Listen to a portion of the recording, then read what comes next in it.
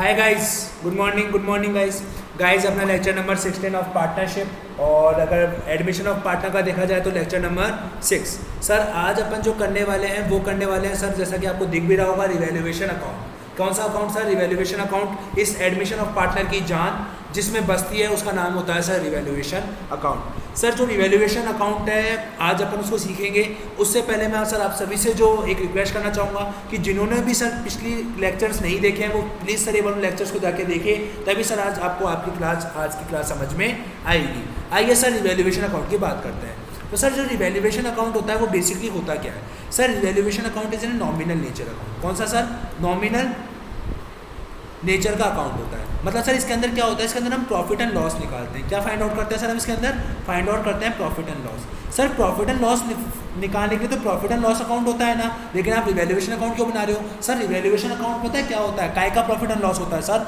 On revalued figures पर, on revalued figures of asset and liability. मतलब sir जो asset होती है और जो लायबिलिटी होती है हम उनको क्या करते हैं सर? रिवैल्यू करते हैं। क्या करते हैं सर? रिवैल्यू करके पता लगाते हैं कि यार एक्चुअली में हमारी असेट की वैल्यू बढ़ रही है या घट रही है। ऐसे ही सेम केस लायबिलिटी की वैल्यू बढ़ रही है या कम हो रही है। तो सर ये जो हम डिफरेंस पता लगाते हैं, जो हम गेन एंड लॉस पता लगाते हैं, वो किस अकाउंट की मदद से लगाते हैं सर? हम रिवैल्यूएशन अकाउंट की मदद से। इसे ही कहते हैं सर हम क्या? Revaluation account. मतलब सर रिवैल्यूएशन अकाउंट एक ऐसा अकाउंट होता है जो कि प्रिपेयर किया जाता है क्या फाइंड आउट करने के लिए? गेन या loss on a revalued figures of asset and liabilities. Clear है? Yes sir. आगे सर ये जो नॉमिनल नेचर का अकाउंट होता है उसे अपन क्या कहते हैं सर? रिवैल्यूएशन अकाउंट कहते हैं। सर रिवैल्यूएशन अकाउंट जो होता है ना वो एक्चुअली में दिखता कैसा है सर? मैं आपको बताता हूँ। रिवैल्यूएशन अकाउंट आइए सर। रिवैल्यूएशन अकाउंट सर इस तरीके का होता है, कुछ आपको पता होगा। कुछ इस तरीके का अकाउंट बनता है सर जिसके अंदर आपके दो साइड होती है, पर्टिकुलर अमाउंट, पर्टिकुलर्स। क्या बोला सर मैंने? Particulars amount, particulars. क्लियर है क्या? Yes sir. तो सर ये होता कैसे है मैं समझाता हूँ। देखिए सर आप जब भी सर अगर आपकी कोई भी वैल्यू बढ़ती है, सर एक बार बताना, बहुत ही लॉजिकली बात कर रहा हूँ सर मैं आपसे, सुनना सर। अगर आपकी असेट की वैल्यू बढ़ रही है, लायबिलिटी की वैल्यू कम हो रही है, मतलब आपका फ़ायदा है सर। और फ़ायदा होता है तो सर आपको पता है कहाँ डालते हो आप? यहाँ पे डालते हो, बाय असेट और बाय लायबिलिटी। समझ में आया क्या? किस वैल्यू से सर? क्या वैल्यू जाती है इधर आपकी? ये जाता है सर यहाँ पे आपका प्रॉफिट या लॉस। क्या जाता है सर? आपका प्रॉफिट या लॉस। मतलब असेट की वैल्यू कितने से बढ़ी तो वो अमाउंट जाएगा, कितने से? प्रॉफिट एंड लॉस से जाता है। समझ में आया? प्रॉफिट एंड लॉस मतलब एक तरीके से डिफरेंस अमाउंट से जाता है। एंट्री किससे करते हैं अपन? डिफरेंस अमाउंट से। किससे करते हैं सर? डिफरेंस अमाउंट से। क्लियर है? Yes sir. ये चीज़ कहाँ पे होती है? ये चीज़ हम कहाँ लिखते हैं सर? हमारे क्रेडिट साइड में। ठीक है, तो इधर लिख दूँ मैं कि अगर आपकी असेट बढ़ेगी या फिर लायबिलिटी कम होगी तो इधर आएगा। मान लीजिए आपकी असेट कम हो रही है और लायबिलिटी बढ़ रही है, सर आपका नुकसान है। नुकसान है तो कहाँ आएगा सर? नुकसान होता है तो कहाँ आता है सर? यहाँ आता है, टू असेट और टू लायबिलिटी। ठीक है, क्लियर है क्या? Yes sir. किस अमाउंट से जाता है सर? ये आपका प्रॉफिट एंड लॉस से जाता है। किससे जाता है सर? ये प्रॉफिट एंड लॉस से। मतलब बैलेंसिंग फिगर जो होता है ना आपका, डिफरेंस अमाउंट जो होता है, उससे आप यहाँ पे एंट्री पास ऑन करते हो। क्लियर है क्या? समझ में आई क्या बात? Yes sir. ये होता है सर आपका रिवैल्यूएशन अकाउंट। सर जो डिफरेंस अमाउंट निकालना होता है ना, इसके अंदर कुछ चीज़ें होती है वो मैं आपको समझाता चलूँगा अभी थोड़ी देर में सर, बट उससे पहले मैं आपको कुछ और चीज़ें बताना चाहूँगा। क्लियर है क्या? Yes sir. सुनना सर, अब कभी कभार क्या होता है सर? कभी कभार क्या होता है कि जो रिवैल्यूएशन एक्सपेंडिचर नाम की भी एक चीज़ होती है, रिवैल्यूएशन एक्सपेंडिचर नाम की भी कोई चीज़ होती है। अगर सर रिवैल्यूएशन एक्सपेंडिचर को अगर पार्टनर पे कर रहा है तो टू पार्टनर्स अकाउंट। ठीक है, इफ़ क्या बोला सर मैंने? If paid by partner. अगर पार्टनर ने पे करा है तो by two partners capital account. लेकिन सर अगर कैश में पे हुआ है तो टू कैश अकाउंट। किस नाम से सर? अगर किसने पे करा है? If paid by firm. यदि फर्म ने पे करा है तो हम क्या एंट्री करते हैं सर? To cash account. बताइए सर समझ में आया या नहीं आया? बताइए सर लॉजिक क्लियर हो रहा है या नहीं हो रहा? Yes sir. समझ में आ रहा है क्या? हाँ सर, लॉजिक क्लियर हो रहा है, समझ में आ रहा है। क्लियर हुआ क्या? Yes sir. क्लियर है क्या? हाँ।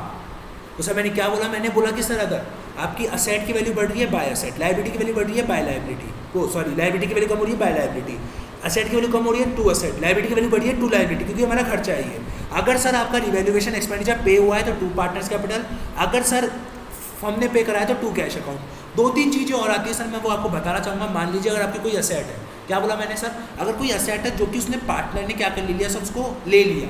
अगर सर असेट पार्टनर ले जाएगा, क्या बोला मैंने सर, अगर आपकी जो असेट है उसको कौन ले जाता है सर, पार्टनर लेके चला जाता है, तो सर आप एंट्री क्या करते हो, आप एंट्री करते हो सर, मैं चलो उसको अलग से केस में बताता हूँ सर, अभी आप कंफ्यूज हो जाओगे। पहले आइए सर मैं इसको ही लिख देता हूँ, ठीक है।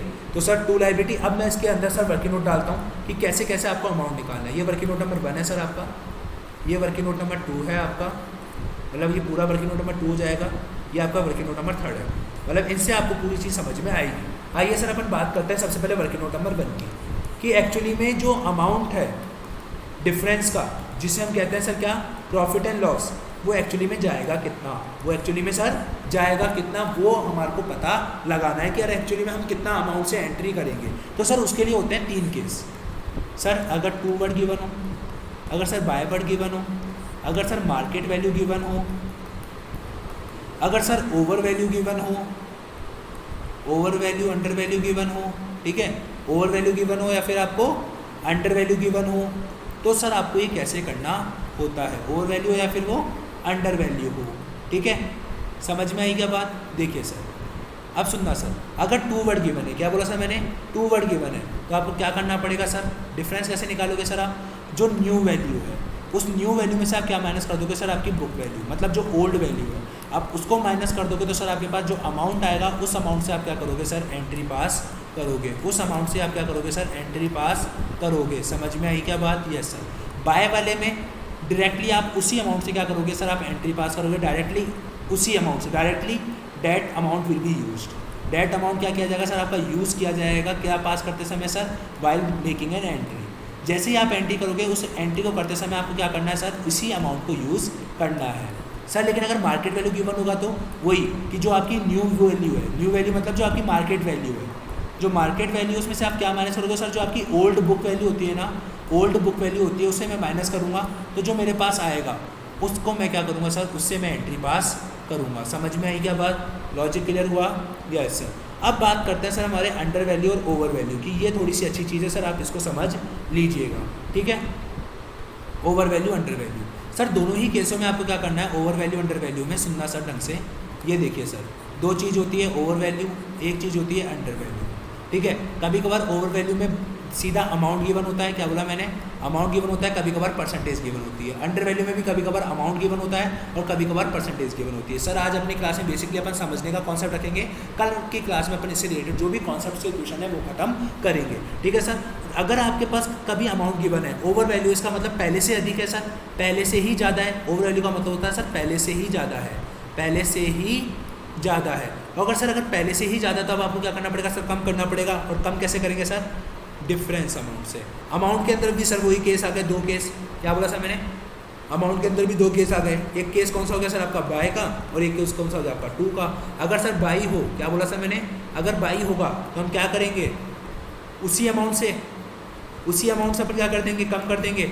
और अगर सर 2 होगा तो सर किस अमाउंट से, डिफरेंस के अमाउंट से। डिफरेंस कैसे निकलेगा सर, वही new value minus old value. समझ में आ रहा है सर, लॉजिक क्लियर हो रहा है, कल समझेंगे सर इन सारी चीज़ों को, आज से लिखने का काम कीजिए सर आप। लेकिन अगर सर परसेंटेज गिवन हो, क्या बोला सर मैंने, लेकिन अगर परसेंटेज गिवन होगा तो अपन कैसे निकालेंगे सर, ध्यान रखना, जो भी अमाउंट गिवन है उसमें हम क्या करेंगे सर, 100+% ऐड कर देंगे, 100+% ऐड कर देंगे। परसेंटेज मान लो, लेट सपोज मैंने 10% मानी, कितना मानी सर मैंने, 10%, तो जो भी परसेंटेज होगी वो आप क्या कर दोगे सर, ऐड कर दोगे। तो आपके पास क्या आ जाएगी सर, जो ये आएगा आपके पास, मान लो अमाउंट प्लस 100+%, ठीक है। तो इनटू क्या करोगे सर, इनटू कर दोगे आप परसेंटेज के अमाउंट से। तो जो आपके पास आता है ना सर, ये जो आएगा आपके पास, इसे मैं कहूँगा क्या सर, ओवर वैल्यू का अमाउंट। इसे मैं क्या कहूँगा सर, ओवर वैल्यू का अमाउंट। ऐसे सर अंडर वैल्यू में भी same as over value, under value में भी क्या होता है sir, same as over value वाला ही कॉन्सेप्ट अप्लाई होता है। बट अंडर वैल्यू का मतलब होता है सर पहले से ही कम है। अंडर वैल्यू का मतलब क्या होता है सर, पहले से ही कम है। ये सर आपका अमाउंट जो है वो पहले से ही कम है, तो अब आपको क्या करना पड़ेगा सर, बढ़ाना पड़ेगा। तो ध्यान रखना सर, आपके ध्यान रखना सर, इसमें क्या फ़र्क पड़ता है, सुनना सर ढंग से, सुनना सर। अगर आपके सर सुनना, अगर अंडर वैल्यू है, क्या बोला मैंने, अंडर वैल्यू अगर आपका असेट अंडर वैल्यू है, असेट अंडर वैल्यू मतलब पहले से कम है तो बढ़ाना पड़ेगा बाय असेट। कौन से वाले केस में सर, अंडर वैल्यू वाले केस में। समझ में आई क्या बात? अंडर वैल्यू वाले केस में बढ़ाना पड़ेगा।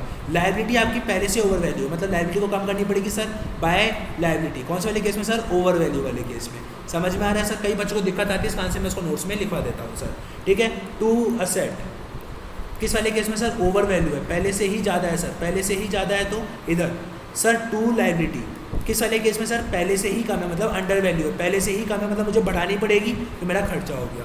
समझ में आई क्या बात? Yes sir. लॉजिक क्लियर हुआ? रिवैल्यूएशन अकाउंट का जो भी थोड़ा बहुत आपको अभी तक मैंने पढ़ाया, to by market value over value का, यस सर, ये होता है सर आपका वर्किंग नोट नंबर 1, जो कि आपको ध्यान में रखना पड़ेगा कि टू होगा तो कैसे करेंगे, बाय होगा तो कैसे करेंगे, मार्केट वैल्यू होगा तो कैसे करेंगे, ओवर वैल्यू होगा तो कैसे करेंगे। अब बात करते हैं सर हमारे वर्किंग नोट नंबर 2 की।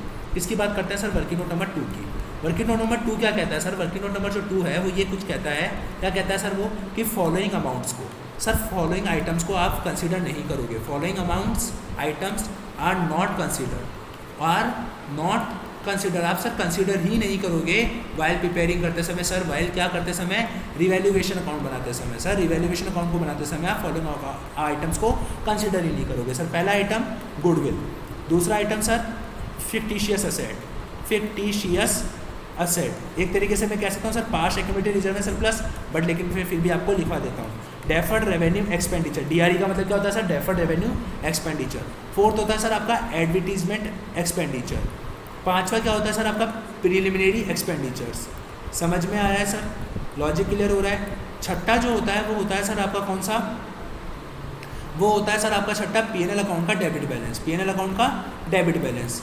जो सातवां होता है सर आपका, जो सातवां होता है वो होता है सर जनरल रिजर्व। आठवां जो होता है सर पीएनएल अकाउंट का क्रेडिट बैलेंस।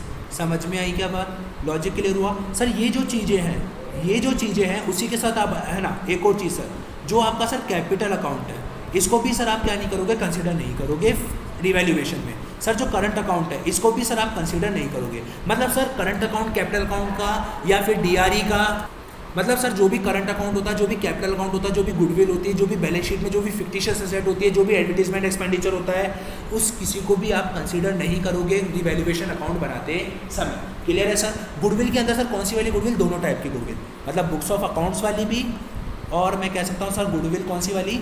जो आपने वैल्यू करी है वो वाली गुडविल भी सर आप दोनों ही गुडविल को क्या नहीं करोगे? कंसिडर नहीं करोगे सर। कौन सा अकाउंट बनाते समय? रिवैल्यूएशन अकाउंट बनाते समय। वर्किंग नोट नंबर 2 क्लियर है क्या सर आपका? आइए सर वर्किंग नोट नंबर 3 की बात करते हैं। किसकी बात करते हैं सर? वर्किंग नोट नंबर 3 की। आज सर मैं आपको सिर्फ ओनली कॉन्सेप्ट नोट्स लिखवा रहा हूँ, जस्ट बिकॉज सर आज मेरे को कहीं जाना है, इस कारण से मैं जल्दी थोड़ी सी क्लास आपको छोड़ दूंगा, लेकिन आपको मैंने कॉन्सेप्ट जरूर पढ़ा के जाऊँगा। पढ़ा दिया है सर मैंने आपको concept. Last concept of sir working note number 3 sir, अगर पार्टनर, सर अब मैं आपको कुछ और चीज़ बताना चाहता हूँ सर, अनरिकॉर्डेड असेट के रिगार्डिंग। कौन सा sir?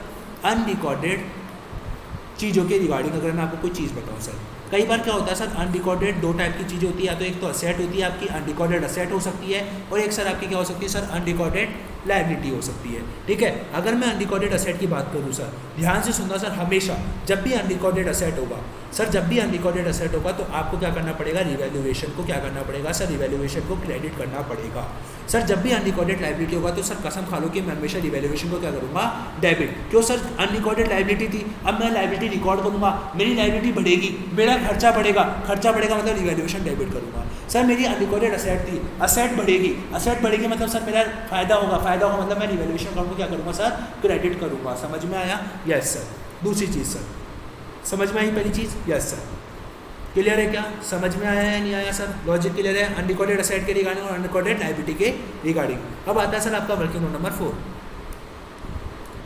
Sir working note number 4 आता है जिससे हम कहते हैं कि taken by partner. Sir sometimes क्या होता है कि जो पार्टनर होता है ना वो कुछ सारी चीज़ें ले लेता है, बहुत सारी चीज़ें ले लेता है। तो सर सबसे पहले मैं बात करता हूँ असेट के रिगार्डिंग। किसके बात करता हूँ सर मैं सबसे पहले? क्या पता वो असेट लेके जा रहा है, क्या पता वो क्या लेके जा रहा है सर? लायबिलिटी लेके जा रहा है। तो हो सकता है वो दोनों में से कुछ भी लेके चला जाए। सर अभी आपका ये जो वर्किंग नोट था ना, इसको सर आप इसको वर्किंग नोट नंबर क्या करो? 5 कर दो, 5 नहीं तो 6 कर दो सर। आप इसको 6 करेंगे सर रिवैल्यूएशन एक्सपेंडिचर को। समझ में आ रहा है सर? हाँ, working note number 4 sir taken by partner. मान लो अगर पार्टनर लेके चला जाता है आपकी असेट को, तो सर देखना पड़ेगा कि क्या वो अनरिकॉर्डेड असेट थी क्या। सर अगर वो अनरिकॉर्डेड असेट है, सुनना सर, अगर केस अनरिकॉर्डेड असेट है तो क्या एंट्री करेंगे सर? देखना सर, सबसे पहले तो आप क्या करोगे सर? रिवैल्यूएशन को क्रेडिट करोगे। हाँ सर, रिवैल्यूएशन को क्रेडिट क्यों करोगे? अनरिकॉर्डेड असेट के अमाउंट से। Unrecorded asset. सर अभी समझ में नहीं आएगा, कोई बात नहीं, आप लिख लीजिए, कल मैं इस पूरे नोट्सों को समझा दूंगा। अनरिकॉर्डेड असेट के नाम से आप क्या करोगे सर, क्रेडिट करोगे रिवैल्यूएशन को, प्लस क्या करोगे सर, टेकन वैल्यू, क्या करोगे सर, टेकन वैल्यू एंड जो भी सर आपकी बुक वैल्यू है उसका जो भी डिफरेंस होगा, जो भी सर क्या होगा डिफरेंस होगा, उसको क्या करोगे साहब, रिवैल्यूएशन में चार्ज करोगे। क्या करोगे सर, रिवैल्यूएशन में चार्ज करोगे। समझ में आई क्या बात, लॉजिक क्लियर है क्या? सेम रूल सर आपके इधर भी अप्लाई होता है, अगर यहाँ पे वो आपकी अनरिकॉर्डेड लायबिलिटी को लेकर जाता है तो। क्या बोला सर मैंने, अगर चाहे से वो अनरिकॉर्डेड लायबिलिटी को ले या फिर अनरिकॉर्डेड असेट को ले, सबसे पहले आप क्या करोगे सर, सबसे पहले आप क्या करोगे लायबिलिटी के केस में, आप लायबिलिटी के केस में सर जो रिवैल्यूएशन अकाउंट है उसको क्या करोगे, डेबिट करोगे at the rate unrecorded liability से, अनरिकॉर्डेड लायबिलिटी से, ठीक है, प्लस और क्या चीज़ करोगे सर, जो भी आपकी टेकन वैल्यू है उसमें से क्या क्या माइनस करोगे सर, बुक वैल्यू को। क्या माइनस करोगे सर, बुक वैल्यू को। तो जो भी डिफरेंस आएगा वो आप कहाँ चार्ज करोगे सर, रिवैल्यूएशन की तरह उसको भी आप रिवैल्यूएशन अकाउंट में चार्ज करोगे। समझ में आया, चाहे से वो असेट ले या लायबिलिटी ले। अगर अनरिकॉर्डेड ले रहा है तो पहले आप अनरिकॉर्डेड असेट और अनरिकॉर्डेड लायबिलिटी को बुक करोगे, बुक करने के बाद सर उसके लेने के वाले को ट्रीटमेंट को करोगे। समझ में आया, ठीक है सर। मान लीजिए अगर वो रिकॉर्डेड असेट लेता हो तो, मान लीजिए सर अगर वो रिकॉर्डेड असेट लेता हो तो सर कुछ भी नहीं करना आपको। अगर वो रिकॉर्डेड असेट ले रहा है तो जो भी टेकन वैल्यू है, अगर रिकॉर्डेड है तो पहले से रिकॉर्डेड है, टेकन वैल्यू में से क्या माइनस करना है सर, आपको बुक वैल्यू माइनस करना है। क्या माइनस करना है सर, आपको बुक वैल्यू माइनस करना है, और जो भी डिफरेंस आएगा सर, जो भी डिफरेंस आएगा उसको आपको क्या करना है सर, रिवैल्यूएशन में चार्ज करना है। रिवैल्यूएशन में क्या करना है सर, आप उसको चार्ज करना है। ऐसे सर इधर भी अगर जो भी रिकॉर्डेड लायबिलिटी लेगा, अगर वो क्या लेगा सर, रिकॉर्डेड लायबिलिटी लेगा, तो टेकन वैल्यू में से क्या माइनस करना है सर, आपको बुक वैल्यू माइनस करना है। अगर वो रिकॉर्डेड लायबिलिटी लेता है तो टेकन वैल्यू में से बुक वैल्यू माइनस करना है, जो आएगा उसको आपको क्या करना है सर, रिवैल्यूएशन में चार्ज करना है। समझ में आई क्या बात, लॉजिक क्लियर हुआ। मैंने क्या बोला सर, मैंने बोला कि सर अगर चाहे से वो रिकॉर्डेड लायबिलिटी ले या रिकॉर्डेड असेट ले, एक ही चीज़ है, लेकिन अगर वो अनरिकॉर्डेड असेट लेगा तो आप पहले रिकॉर्ड करोगे अनरिकॉर्डेड असेट को, प्लस उसके लेने वाले ट्रीटमेंट को अलग से करोगे। ऐसे सर अनरिकॉर्डेड लायबिलिटी के केस में भी होता है। अपन इसको सर कल एग्जांपल की मदद से समझेंगे, आज सिर्फ आप इसको उतार लीजिए। क्लियर है सर, रिकॉर्डेड असेट हो गया, अनरिकॉर्डेड असेट हो गया। उसके बाद आता है सर कि अगर बाई चांस कभी सर आपका जो अनरिकॉर्डेड असेट है, क्या बोला मैंने सर, कि बाई चांस कभी सर आपका अनरिकॉर्डेड असेट अनरिकॉर्डेड लायबिलिटी को लेके जा रहा है। क्या बोला सर मैंने, अनरिकॉर्डेड असेट अगर आपकी अनरिकॉर्डेड लायबिलिटी को लेके जा रहा है, देन सर दोनों ही केसों में हम क्या करेंगे, नो एंट्री। मतलब सर अगर आपकी असेट अगर आपकी लायबिलिटी को लेके जा रही है तो आप कोई एंट्री नहीं करोगे। क्लियर है sir, yes sir. Unrecorded asset अगर अनरिकॉर्डेड लायबिलिटी को लेता है, मतलब एक बार आप रिवैल्यूएशन डेबिट करोगे, एक बार आप रिवैल्यूएशन क्रेडिट करोगे, तो वैसे ही खत्म हो जाएगा सर। समझ में आया, मतलब सर अगर अनरिकॉर्डेड असेट अनरिकॉर्डेड लायबिलिटी को लेता है तो उसकी कोई एंट्री नहीं करते हैं, लेकिन सर अगर आप अनरिकॉर्डेड असेट को लेते हो तो आप उसकी एंट्री करोगे। समझ में आया, क्लियर हुआ, समझ में आया। मतलब अनरिकॉर्डेड असेट अनरिकॉर्डेड लायबिलिटी को लेकर जा रहा है, अनरिकॉर्डेड असेट अनरिकॉर्डेड लायबिलिटी को टेक ओवर कर रहा है। क्या मैंने बोला सर, जो अनरिकॉर्डेड असेट है वो टेक ओवर, टुक ओवर, क्या कर रहा है सर, टुक ओवर कर रहा है। किसको सर, टुक ओवर किसको कर रहा है सर, टुक ओवर, वो टुक ओवर कर रहा है अनरिकॉर्डेड लायबिलिटी को। तो सर इस केस में कोई आप एंट्री नहीं करोगे। समझ में आई क्या सर, लॉजिक क्लियर हुआ क्या, समझ में आया, यस सर। अब अपना सर अगला वर्किंग नोट आता है, वर्किंग नोट नंबर 5। कौन सा आता है सर, वर्किंग नोट नंबर 5, जो आता है सर आपका रिवैल्यूएशन एक्सपेंडिचर का। आइए मैं इसको भी बहुत शानदार टिप्स से समझा देता हूँ सर, आपको ध्यान रखना सर। अगर आपका पेयर, अगर आपका जो पेयर है, अगर वो फर्म है, अगर पेयर आपका फर्म है तो आप कैश अकाउंट क्या करोगे, क्रेडिट करोगे। समझ में आया। लेकिन सर अगर आपका पेयर कौन है, लेकिन अगर सर आपका पेयर कौन है, अगर आपका पेयर पार्टनर है, कौन है सर, पार्टनर है, तो आप क्या करोगे सर, पार्टनर्स अकाउंट को क्रेडिट करोगे। आप क्या करोगे सर, पार्टनर्स अकाउंट को क्रेडिट करोगे। ठीक है, अब बात करते हैं सर अपन बोनर की। किसकी सर बात करते हैं, बोनर की, मतलब जो बोन करेगा। अगर मैं बोनर की बात करता हूँ, बोनर अगर आपकी फर्म है तो आप सर रिवैल्यूएशन को डेबिट करोगे। किसको डेबिट करोगे, रिवैल्यूएशन को। लेकिन सर अगर आपका बोनर कौन है सर, अगर आपका बोनर है पार्टनर, अगर आपका बोनर कौन है सर, पार्टनर बोनर है, तो सर आप पार्टनर्स को डेबिट करोगे। क्या करोगे सर, पार्टनर्स अकाउंट को डेबिट करोगे। समझ में आया क्या, लॉजिक क्लियर हुआ, यस सर। मान लीजिए सर अगर क्वेश्चन साइलेंट है, क्या बोला मैंने, इफ़ क्वेश्चन इज साइलेंट, यदि आपका क्वेश्चन साइलेंट होता है तो मान लीजिएगा सर, हमेशा क्वेश्चन साइलेंट होता है तो ध्यान रखना, जो पेयर एंड जो बोनर होगा वो दोनों ही कौन होगा सर, वो दोनों ही केसों में कौन होगा सर, फर्म होगा। मतलब फर्म ही पेयर होगा और फर्म ही बोनर होगा। बताइए सर, आपको समझ में आया रिवैल्यूएशन। आई थिंक सर आपको सारे कॉन्सेप्ट नोट्स आपने उतार लिए होंगे। कल अपन क्या करेंगे सर, इस रिवैल्यूएशन के कुछ प्रैक्टिकल क्वेश्चंस करेंगे ताकि आपको ये कॉन्सेप्ट समझ में और अच्छी तरह से आ जाएगा। सर आज के लिए अपन इतना ही रखेंगे, धन्यवाद सर। अब मिलते हैं हमारी नेक्स्ट वीडियो में, टाटा बाय बाय सर।